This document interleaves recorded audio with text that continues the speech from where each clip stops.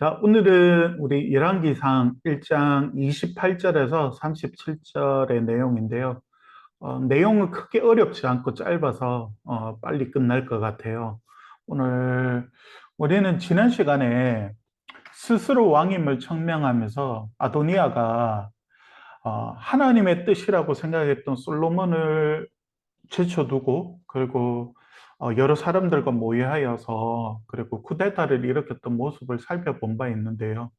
그래서 솔로몬을 지키기 위한 나단 선지자와 그리고 바세바의 반응을 살펴본 바 있는데요. 우리가 가지고 있는 성경에 솔로몬이 왕이 되리라는, 그러니까 다윗의 이 약속의 말이 명확하게 이렇게 문자적으로 기록되어 있는 것은 아니지만, 하나님이 약속한 사람이 솔로몬일 수밖에 없는 그 여러 정황의 내용들을 어제 우리 살펴본 바 있죠. 그래서 겉으로 나왔던 내용은 나단이 바세바에게 찾아가서 소식을 알리고 다윗 왕을 찾으라라는 것에부터 시작되는데요. 그리고 난 뒤에 나단 자신도 들어가서 바세바의 말을 도와준다고 이렇게 말을 하지 않습니까?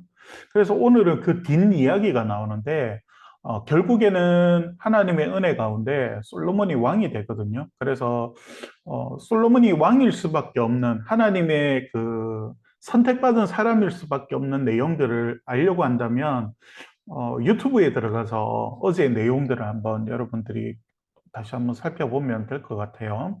그래서 오늘 28절을 보면 이렇게 시작해요. 다윗 왕이 명령하여 이르되 밧세바를 내 앞으로 부르라 하며 그가 왕의 앞으로 들어가 그 앞에 서는지라, 이렇게 되어 있거든요. 28절 말씀부터 분위기가 달라지거든요. 여러분, 히브리 성경은 우리 한글 성경 이상으로 표현해요. 어떻게 표현하냐면 그리고 시작하면서 그리고 응답하여 그 왕 다윗이 말하였다, 이렇게 말해요. 그 왕 다윗이 말하였다, 이렇게 시작하거든요. 그러면서 바세바를 자신의 앞으로 불러요. 이게 어떤 의미냐면 왕이, 통치자가 그리고 누군가의 신하를 부를 때 그런 모습이거든요. 그러니까 어제 우리가 읽었던 성경에 나왔던 바세바와 나누었던 이런 사적인 대화가 아니라 이스라엘의 왕으로서 다윗 왕이 움직이기 시작한 거라고요. 이게 정말 28절부터 나오는 이 내용이 정말 중요한 그런 의미에서 중요한 내용이거든요. 그리고 바세바가 왕의 앞에 이제는 서게 되는 거죠. 드디어 침상에만 있었던 무기력했던 이 늙은 다윗이 움직이기 시작했어요. 그러면서 여러분 29절에 보면 왕이 이르되 내 생명을 모든 환란에서 구하신 여호와께서 살아계심을 두고 맹세하노라, 이렇게 말해요. 어, 또 여기에 보면 그리고 그 왕이 맹세하여 말한다라고 시작하면서 연속되는 내용을 말하고 있는데요. 맹세하다라는 말이 강조 수동용으로 되어 있어요. 여러분 생각해봐요. 지금 다윗 왕이 뭔가 선포를 하고 그리고 다윗 왕이 이제 그 솔로몬이 왕이 될 것이란 것을 말을 하잖아요. 그러면 말이 강조되더라도 능동형으로 써야 되잖아요. 근데 강조 수동형으로 쓰여 있어요. 왜 그럴까요? 되게 중요한데요. 지금 다윗 왕이 말하는 것이 하나님의 뜻이고 그리고 하나님의 계획이기 때문에 수동용을 쓰고 있는 거라고요. 그러니까 다윗의 뜻만이 있는 게 아니에요. 다윗이 자신의 아들이라서 그냥 내가 세우고 싶어서 다윗 왕을 솔로몬을 세우는 것이 아니라 이게 하나님의 뜻이고 하나님의 명령이기 때문에 내가 강조 수동형으로 쓰면서 하나님이 선택하신 사람이 바로 솔로몬이라는 것을 문법적으로도 오늘 본문에서 29절에서 말해주고 있는 것이죠. 그리고 구하신 할 때 이 구하다란 말이 있잖아요. 이거는 일반적으로 포로에서 구속하여 주실 때 쓰이는 단어거든요. 그래서 사무엘하 4장 9절을 여러분 메모해 놨다가 또 한번 읽어보면 좋은데, 거기도 보면 다윗이 이런 포로에서 구속하여 주실 때 쓰는 이 단어를 사용하거든요. 그러니까 다윗에게는 이 단어가 되게 친숙한 여호와의 도우심과 구원과 구속을 표현하는 단어거든요. 그런데 어떤 사람들은 이게 신명기 역사가들이 말하는 것처럼 후대에 첨가되었을 거다. 이게 아람어의 영향을 많이 받았던 후대가 요 내용을 수정했을 거다. 이렇게 생각하는 부분들이 있는데 목사님은 동의는 하지 않아요. 그러니까 다윗은 여호와께서 살아계심을 두고 맹세하노니 이렇게 말하기 시작합니다. 그러면서 맹세의 선언의 내용이 뭐냐면 30절에 나오는데, 내가 이전에 이스라엘의 하나님 여호와를 가리켜 네게 맹세하여 이르기를 내 아들 솔로몬이 반드시 나를 이어 왕이 되고 나를 대신하여 내 왕위에 앉으리라 하였으니 내가 오늘 그대로 행하리라, 이렇게 대답해줘요. 그러니까 여러분 30절을 보면 성경 지면상 다윗이 내가 솔로몬을 왕으로 세우겠다라는 그 말 자체는 없지만, 어제 바세바가 다윗 왕에게 나와서 17절에 보면 여종에게 맹세하기를 네 아들 솔로몬이 반드시 나를 이어 왕이 되어라고 표현했지 않아요? 그러니까 어떤 신학자들은 이 말이 선의의 거짓말이라고 말을 했었잖아요. 그런데 목사님이 그게 아니라고 했잖아요. 이게 증명되고 있는 거죠. 그러니까 분명 다윗은 바세바에게 솔로몬이 왕이 된다고 지난날 얘기를 했던 거라고요. 약속을 했던 거라고요. 그러니까 그 밖의 내용들을 여러분 큐티 영상을 다시 한번 살펴보도록 하고, 오늘 마지막에 나오는 오늘 그대로 행하리라라는 말에 미완료 형태로 되어 있어요. 그 말이 뭐냐면 한 번으로 끝나는 것이 아니고 솔로몬이 왕으로 세워질 때까지 내가 움직이겠다라고 하는 다윗의 의지를 보여주고 있는 거거든요. 그런데 여기서 행한다는 말이 원래는 창조하다, 만들다 이런 말이에요. 그러니까 다윗은 그 약속대로 계속하여서 솔로몬이 왕위로 세워질 때까지 계속해서 내가 움직여 나가겠다라고 하는 걸 보여주는 거예요. 여기에서 여러분 하나님의 구원의 의지를 봐야 되거든요. 여러분 어제 말한 것처럼 마귀는 하나님의 나라와 그리고 우리의 개인의 영적인 성장을, 영적인 자라는 것을 방해해요.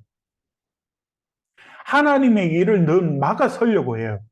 그때 우리는 그 일 앞에서 피하는 것이 아니라 나단 선지자와 바세바처럼 영적으로 반응해야 된다고 했어요. 이제 그 일에 다윗 왕도 동참하고 있는 것이죠. 어쩌면 나이가 들어서 뒤에 물러나 있던 다윗이 무엇인가 움직인들 큰 도움이 될 수 있을까 싶어도 다윗 왕의 이 선언은 놀라운 거예요. 그러니 그가 솔로몬이 왕이 될 것을 선언한다는 그 자체가 큰 의미를 가지고 있는 거라고요. 하나님이 선택하신. 때로는 한 생명이 자라기 위해 돕는 자들은 자신의 생명까지도 던져야 할 정도로 헌신하는 자리에 서야 할 때가 있어요. 여러분 꼭 그걸 기억해야 되거든요. 예수님이 지금도 하나님 보좌 우편에서 우리를 위해서 하고 계시죠. 그 하나님뿐만이 아니라 우리가 하나님의 그 일꾼으로서, 하나님의 섬김이로서 하나님 앞에서 이렇게 잘할 때 알게 모르게 여러분을 위하여서 하나님 말씀 앞에서 순종하며 반응하며 희생하는 사람들이 있다고요. 여러분들은 그걸 생각해야 돼요. 그리고 여러분들이 나중에 그러한 삶들을 살아나가야 돼요. 여러분들이 교사가 되고 또 여러분들이 교회에서 직분자가 되고 그리고 여러분들이 하나님 나라의 일꾼이 되기도 하고 여러분 중에 선교사가 나오기도 하고 목회자가 나오기도 하고 사모님이 나오기도 하고 이런 여러 일들이 나올 거란 말이죠. 여러분들이 꼭 기억해야 돼요. 절대로 나단 선지자나 밧세바와 같은 사람이 없으면 하나님 나라는 확장되지 않아요. 여러분들도 그걸 기억해야 되고, 그리고 여러분들이 그러한 삶으로 하나님 앞에 섬김을 살아드려야 돼요. 나중에 여러분들이 그 삶의 경험 속에서 여러분 나이가 좀 더 들고, 그걸 깨달으면 그때 목사님 찾아와가지고 짜장면 사줘야 돼요. 그때 목사님 말했던 것 내가 지금 이렇게 살아가면서 내가 깨달았다고 이렇게 하면서. 그러면서 여러분 32절에 보면 다윗 왕이 이르되 제사장 사독과 선지자 나단과 여호야다의 아들 분하야를 내 앞으로 부르라 하니 그들이 왕 앞에 이른지라. 다윗은 솔로몬과 함께할 가신들을 불렀어요. 그리고 그들에게 솔로몬을 왕으로 옹립할 것을 명령해요. 왕으로서. 직접. 아도니아는 달랐죠. 아도니아는 자신과 모의한 사람들만 불러서 장소에 나가서 스스로 내가 왕이다 이렇게 했죠. 그런데 이건 달라요. 솔로몬은 달라요. 다윗 왕이 직접 가신들을 불러서 명령했어요. 합법적인 거예요. 그러면서 여러분 말씀해 보면 왕이 그들에게 이르되 너희는 너희 주의 신하들을 데리고 내 아들 솔로몬을 내 노새에 태우고 기혼으로 인도하여 내려가고. 여러분 내 노새라고 말하고 있어요. 다시 말하면 다윗 왕의 노새였던 거예요. 여러분 노새가 뭐냐면 일종의 낙이거든요. 낙이 교배종이거든요. 그러니까 어떻게 그 섞여 있는 믹스. 요즘에는 여러분 개도 막 그 동물들이 믹서되고 하면 별로 안 좋게 생각하잖아요. 그런데 요 노새 같은 경우에는 일종의 믹서 동물이거든요. 이걸 어떻게 표현하지는 모르겠는데 그냥 교배종이라고 합시다. 교배종인데 하나님의 율법에는 교배종을 허락하지 않아요. 그래서 이스라엘에는 이 교배를 하는 게 없거든요. 이런 일종의 잡종을 만들질 않아요. 금지되어 있으니까. 그렇다면 그 당시의 노새는 수입해온 거거든요. 다시 말해서 왕실이나 신분이 높은 사람이 아니면 노새를 탈 수가 없었어요. 그런데 오늘 본문에서 내 노새라고 했다면 이게 왕실의 것이죠. 왕실에서 가지고 있는 것을 솔로몬에게 태웠다는 것을, 다윗 왕의 노새를 솔로몬에게 태웠다는 것은 솔로몬을 왕으로 인정한다는 걸 보여주는 시각 효과를 줬을 거라고요. 우리 예수님도 어린 나귀를 타고 예루살렘으로 입성하시잖아요. 우리 예수님이 왕이심을 보여주고 있는 장면이기도 하겠지만 다윗이 솔로몬의 왕의 이 노새를 타게 한 것은 왕권의 전통성이 솔로몬에게 있다는 걸 보여주는 거예요. 그리고 이 노새를 타고 가는 지역이 어디냐면 기혼으로 가라고 했어요. 기혼이 어디냐면 다윗성의 물의 근원이었어요. 물이 시작되는 곳. 그곳에 샘이 있었거든요. 그 샘이 계속해서 물이 흘러서 어디까지 오냐면 여러분 사진을 봐요. 오른쪽 밑에 보면 약간 보라색으로 칸쳐져 있는 부분을 보면 다윗성 되어 있죠. 이 다윗성의 오른쪽 위쪽에 보면 기혼샘이라고 있죠. 기혼샘. 여기서 샘이 솟아나는데 이곳에서 어디고 잘 마지막에 이렇게 흐르게 되어지죠. 나중에는 이게 이 물이 마지막에 모이는 것이 어디냐면 실로암이에요. 실로암. 예수님께서 앞을 보지 못하는 사람에게 진흙을 바르고 실로암 못에 가서 씻으라고 했던 그곳이 바로 저 실로암이거든요. 기온샘이 다시 말하면 다윗성의 물이 시작되는 곳이라고요. 아마 이 어떤 상징적인 메타포가 있는 것 같아요. 솔로몬을 그곳에 보낸 이유가. 그래서 시작된 이 물줄기가 있는 이곳에 다윗 왕은 솔로몬을 보내요. 노새를 타고. 그러니까 기온의 이 상징적인 의미를 무엇인가 말하고자 했던 것 같아요. 또 문헌에 보면 그때 당시에 기온에는 사람들이 많이 모이는 장소였대요. 그러니까 노새를 타고 왕의 노새를 타고 솔로몬이 그곳으로 갔다면, 다윗 왕이 솔로몬에게 왕권을 이양했다는 것을 사람들은 알게 되었을 거예요. 그런 의미가 있는 것 같아요. 그러면서 그곳에서 선지자 나단과 제사장 사독이 솔로몬에게 기름을 부어요. 기름을 붓는다는 것은 특별하게 사명을 맡기고 지명한다는 의미를 가지고 있거든요. 그러니까 그렇게 기름을 부어요. 정말 솔로몬이 왕이 되는 장면인 거죠. 여러분, 다윗도 선지자이기도 하고 제사장이기도 했던 사무엘에게 기름을 부음 받으면서 왕이 되었거든요. 지금 그의 아들 솔로몬에게 똑같이 하고 있어요. 여러분, 어, 아도니아는 어떻게 했어요? 자신과 함께 자신을 따르는 사람들을 불러내서 잔치상을 베풀고, 그리고 그곳 돌에 새기면서 맹세 있잖아요. 그 뱀의 돌에 새기면서 맹세 있잖아요. 그때 당시에 고대 근동의 문화를 아도니아는 충실하게 따랐던 거예요. 너 이런 약속 우리 서로 돌에 새겼어. 절대 어기지 마. 어기지 않을 거야. 이런 약속을 세웠단 말이죠. 고대 근동의 약속을. 그런데 다윗과 솔로몬은 달랐어요. 하나님의 방법을 썼거든요. 그러니까 아들에게 왕의 자리를 위양하는 것도 가신들을 불러서 전통적으로 했고, 그리고 그를 세웠던 것도 나단 선지자와 제사장 사독을 통하여서 기름 부음을 받아서 정식적으로 왕의 자리에 오르도록 한 거예요, 여러분. 그러니 아도니아와 솔로몬은 너무 큰 차이가 나는 거예요. 그러면서 여러분 34절에 보면, 여러분 34절을 한번 보면 기름을 붓고 나팔을 불면서 솔로몬이 왕이 되었다는 것을 백성들에게 알리거든요.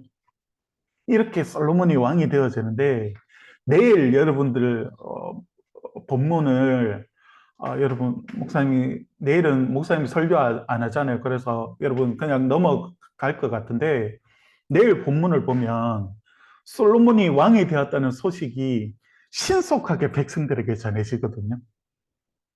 진짜 이 모습은 너무 영광스러운데, 아도니아가 있던 에느로겔에도 그 소식이 들려져요. 그러니까 에노레겔과 기온은 600m에서 700m 정도밖에 차이가 없어요. 만일에 솔로몬이 기름 부음을 받고 나팔을 불렀잖아요. 그 나팔 소리를 아도니아도 들었을 거예요. 이거 웬 나팔 소리지? 근데 사람들이 웅성웅성거리는 거예요. 솔로몬이 왕이 되었다고. 그런데 여러분, 이곳에서 끝나는 게 아니에요. 나팔 소리에서 끝나는 게 아니에요. 백성들이 얼마나 기뻐했는지 환호성을 질렀어요. 솔로몬이 왕이 되었다는 소식을 듣고. 와! 하면서 온 백성들이 소리 지르고 너무 좋아서 난리 난 거예요. 그 소리를 어떻게 표현했냐면, 땅이 갈라질 정도로 환호성을 질렀다고 표현하고 있거든요. 백성들이 얼마나 기뻐했는지를 보여주거든요. 진짜 하나님이 세우신 사람은 이렇게 되는 거예요. 하나님이 세우신 사람, 아도니아는 자신이 원하는 사람들만 불러서 조용하게 그냥 고대 근동 사회에서 돌에 새기면서 너 배신하지만 나도 배신하지 않을 건데 이렇게 약속했는데, 기름 부음을 받고 나팔을 불자 백성들이 그것을 알아보고 너무 좋아가지고 땅이 흔들릴 정도로 환호성을 질렀다고 말하고 있어요. 솔로몬은 이렇게 왕으로 추대되었어요. 얼마나 기뻐요, 여러분. 이게 하나님이 사람을 세우시는 방법이세요. 솔로몬이 이렇게 세워지기까지 나단 선지자와 밧세바의 헌신이 있었어요.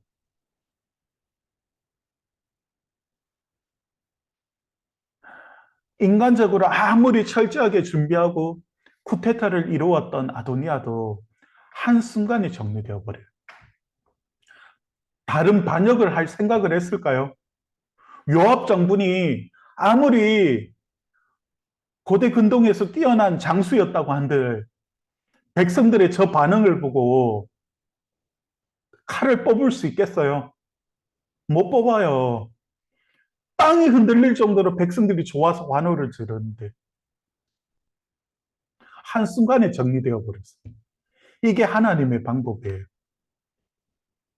그러면서 여러분 37절에 보면 또 여호와께서 내 주 왕과 함께 계신 같이 솔로몬과 함께 계셔서 그의 왕위를 내 주 다윗 왕의 왕위보다 더 크게 하시기를 원하나이다 하니라 이렇게 말하고 있어요. 앞으로 왕으로 있었던 다윗도 왕의 가신들도 백성들도 모두 자연스럽게 솔로몬 왕을 축복하고 그리고 그를 왕으로서 인정하며 추대하고 있어요. 그리고 다윗 왕 앞에서 신하가 하는 말이 뭐냐면 다윗 왕보다 더 크게 하시기를 원하노라라고 말하고 있어요. 사실 이런 상황이 아니었으면 완전 반역이죠. 왕이 앞에 있는데 왕보다 솔로몬이 더 크게 하기를 원합니다. 이렇게 하면 반역이죠. 그런데 모두가 한 마음으로 솔로몬을 왕으로 세우고 있어요. 이게 하나님의 뜻이었다는 결정적인 증거예요. 여러분, 우리는 하나님의 인도하신가 말씀대로 살아가면 돼요. 우리가 늘 지는 것 같잖아요. 그런데 하나님이 승리하게 해주세요, 여러분. 아도니아는 모든 것을 철저하게 준비했지만 하나님을 계산에 넣지 않았어요. 인간적인 힘과 방법만 의지했어요. 왕이 되기 위한 것만 준비를 했지만 하나님은 아도니아가 아닌 솔로몬을 선택했어요. 이게 은혜라고 하는 거예요, 여러분. 겉으로 보면 아도니아가 더 왕이 될 만한 조건들이 많았거든요. 그런데 하나님은 부족한 솔로몬을 선택했어요. 그리고 다윗에게 약속하셨던 이 언약을 솔로몬 왕을 통하여서 이어나가게 되어져요.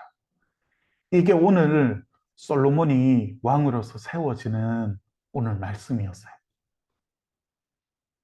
오늘 저녁에 한 번 더 오늘 본문을 한번 읽어보고 내일 큐티하는 친구들은 또 한번 이 내용을 여러분 읽어보기를 바랍니다.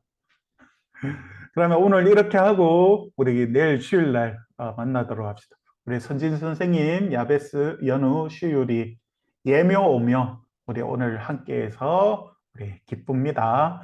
자, 그러면 우리 오늘도 단잠 이루고 우리 내일 만나도록 합시다.